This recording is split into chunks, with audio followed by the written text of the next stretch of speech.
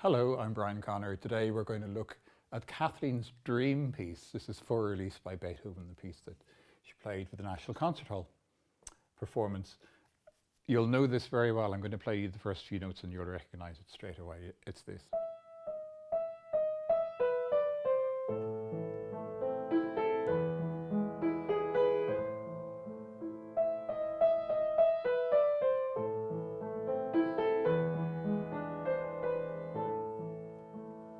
So there's a couple of things, even within that short section of music, that I think are worth looking at. One is the pedaling that happens. Now, we've looked at pedaling in another piece, but it's very clear here that when we have a change from the chord, which builds up in one bar, you can hear it being held by the sustain pedal now.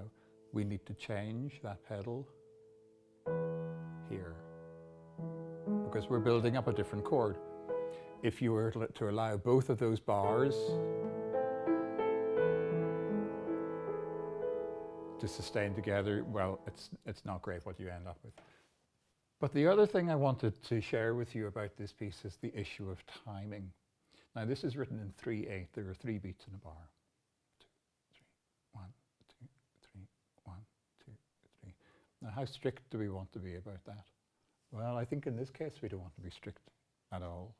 You could play this with a metronome and it really wouldn't sound terribly interesting. It would be missing a lot of its beauty. So we can be quite relaxed about that counting 3 beats in a bar. We have to get the music on the page somehow. So this is how it's presented on the page. When we convert that back into musical expression, then we can be very free in the way we think of the phrases and how they sing.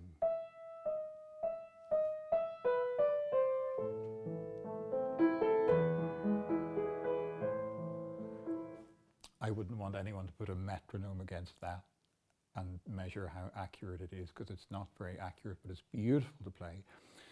And you can move that phrase whichever way you feel you want to move it. You can be totally self-expressive about it, and you can make it a fast phrase.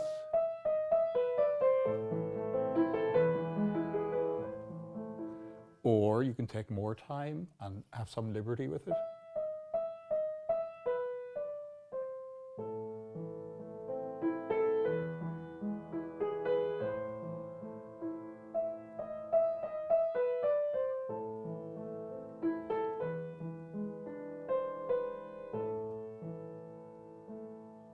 So although it's written in 3/8 and it needs to be presented clearly on the page, it's up to your heart how the timing of these phrases goes. And that's one of the lovely aspects of learning an instrument. You do have to learn certain rules and certain bits of information so that you can play the instrument, but then it's up to your heart how you time the phrases.